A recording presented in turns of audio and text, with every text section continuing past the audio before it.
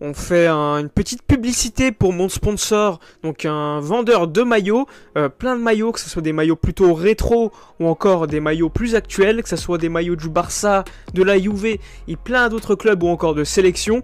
Je vous conseille d'acheter avec mon partenaire maillot, c'est pas très cher, il y a pas mal d'avantages, parfois pas mal de promotions très intéressantes, donc je vous renvoie toutes les informations dans la description.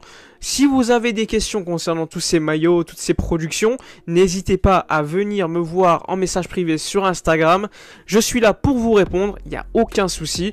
Si vous avez également des réclamations, sachez que moi je suis là à chaque fois pour vous répondre et pour vous donner une réponse. Alors aujourd'hui on se retrouve pour une nouvelle vidéo, on va parler un petit peu de l'actualité du Barça. Sans oublier que le prochain match du Barça c'est bien ce lundi exceptionnellement, hein. Ça fait très longtemps qu'on n'avait pas joué un lundi. Et donc un contre Cadix à domicile sans Ronald Araujo qui est suspendu, sans Gérard Piqué qui vraisemblablement ne sera pas encore disponible pour ce match. Le risque derrière c'est qu'on soit avec un Clément Langlais, Eric Garcia titulaire, avec potentiellement soit Dest, soit Alves sur le côté droit et Alba sur le côté gauche. Ensuite le 11 sera habituel avec notamment Busquets au milieu de terrain, avec notamment Gavi et Frenkie de Jong, puisque Pedri, je le rappelle, est blessé. Et devant, à voir s'il y aura des changements, mais d'habitude c'est Ferran, Aubameyang, Ousmane Dembélé. À voir si Xavi va essayer de faire tourner un petit peu, mettre Adama ou un autre joueur, pourquoi pas. En tout cas, victoire contre Cadix est obligatoire pour continuer à être second du classement, sachant que le Real Madrid va affronter le FC Séville aujourd'hui, sachant qu'évidemment ça nous permettrait soit de revenir sur le Real si on gagne, soit de prendre de l'avance par rapport au FC Séville.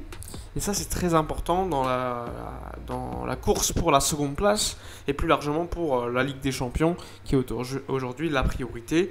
Sans oublier que le Real Betis et la Real Sociedad se sont joués les équipes qui sont 5e et 6e et qui ont fait match nul. Donc ça c'était une excellente nouvelle pour nous pour prendre un peu plus d'écart, sachant qu'on a quand même des matchs en retard.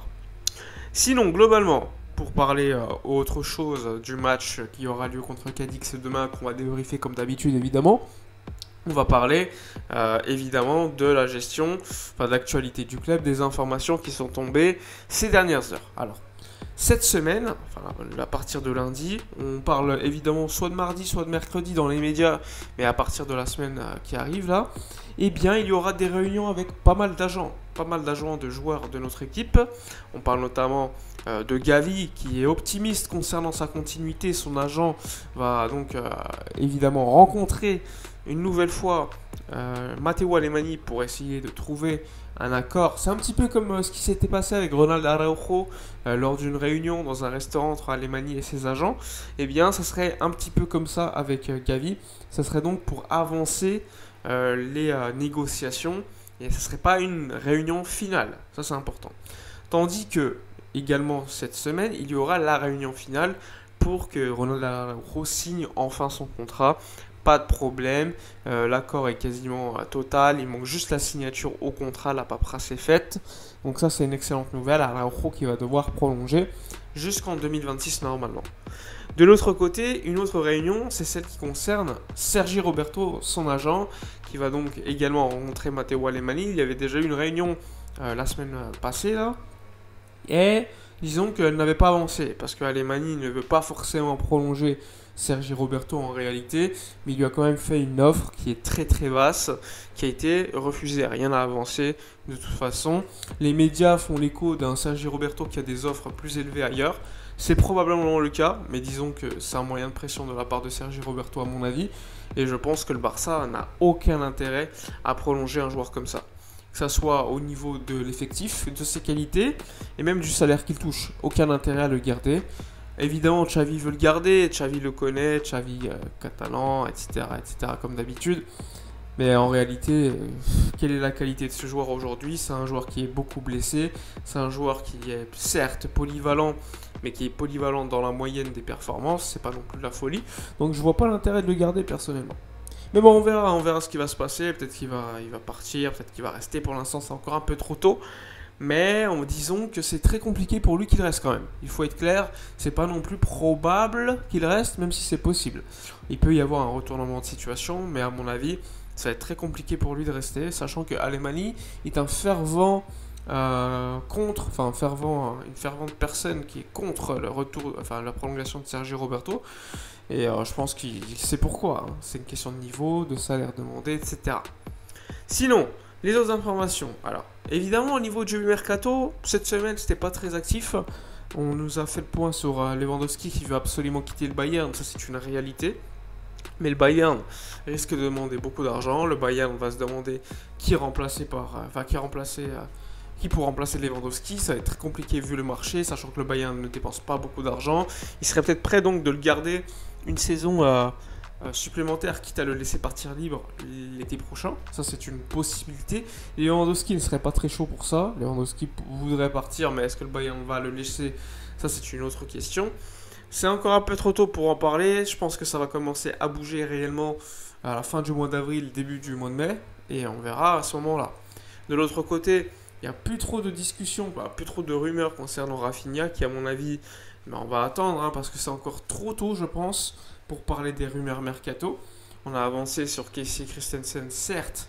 Sinon, il y a les rumeurs Azpilicueta, Lewandowski, Rafinha et probablement d'autres joueurs. Mais pour l'instant, elles ne sont pas super avancées non plus. Parce que là, on était au moment de la Ligue des Champions. On était au moment de la fin du championnat qui est très important pour certaines équipes. Donc, c'est assez compréhensible également. Sinon, on a vu globalement pas mal de critiques ces dernières heures sur la direction, sur la gestion de la billetterie lors du match contre Francfort. Hein. Ça, c'est compréhensible, il faut le dire, la gestion avait été horrible. Il faut quand même savoir qu'environ 40 000 supporters de Francfort étaient au Camp Nou lors du match de jeudi. 40 000, imaginez sur 80 000 personnes qui étaient présentes, la moitié des supporters étaient pour Francfort. Et ça, c'est pas normal quand tu joues au Camp Nou, une qualification pour la suite d'une compétition européenne. Alors, qu'est-ce qui a foiré ? Globalement, en gros, le Barça, ils avaient commencé à mettre en vente des tickets. Il y en a 5000 qui sont réservés pour les supporters de l'extérieur. Ça, c'est logique. Hein. Les équipes extérieures ont toujours 5000 places réservées qui sont très très haut dans le stade. Et ensuite, le club s'est dit, évidemment, on va mettre en vente pour le public les autres places, logiquement. Sauf que eux, le club, pour ne pas avoir trop de supporters allemands, ils avaient décidé de bloquer en fait les cartes bancaires allemandes et les IP allemands qui, lorsqu'ils vont sur le site pour acheter une place, ne pourront pas acheter. Mais alors, qu'est-ce qu'ils ont fait les Allemands ? Eh bien, tout simplement, il y a des agences de voyage qui ont acheté, des agences de voyage situées en Espagne qui ont acheté pas mal de places. Et ensuite, les Allemands les ont rachetées via ces agences de voyage. Et pour contourner en fait cette interdiction. Et ça, ils l'ont fait systématiquement. Il y a eu également le fait que certains socios ont vendu leur place à des Allemands. Il faut quand même savoir que on parle quand même de certaines places vendues à 500 €, alors que une place d'habitude en Ligue des Champions, je parle de Ligue des Champions, c'est 250 €, 300 € en moyenne. Là, on parle de 500 € pour l'Europa League. Alors oui, certes, Francfort, c'est probablement l'un des matchs les plus importants de leur histoire, etc., etc. Mais 500 €, c'est énorme. Moi, personnellement, en tant que supporter blaugrana, j'aurais pas vendu ma place. Mais il y a certains supporters, certains socios qui, eux, ont vendu leur place à ce prix-là pour tout simplement se faire pas mal d'argent. Parce que je rappelle que leur abonnement, ils le payent à peu près 1800 € par an. Et ils reçoivent déjà 500 balles pour un match d'Europa League en plus. La compétition que eux, forcément, ne sont pas super friands à voir. Donc, pas mal de raisons.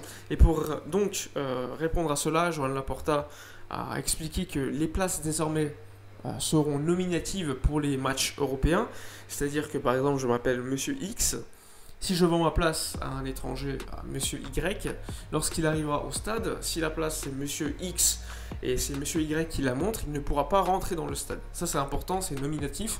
Chaque personne devra montrer sa carte d'identité par rapport au nom de sa place pour pouvoir rentrer. Évidemment, il y aura probablement encore une fois certaines personnes qui vont contourner ça, mais ça va déjà diminuer le fait que certaines personnes utilisent certaines techniques pour contourner tout simplement les interdictions, l'illégalité de racheter des tickets.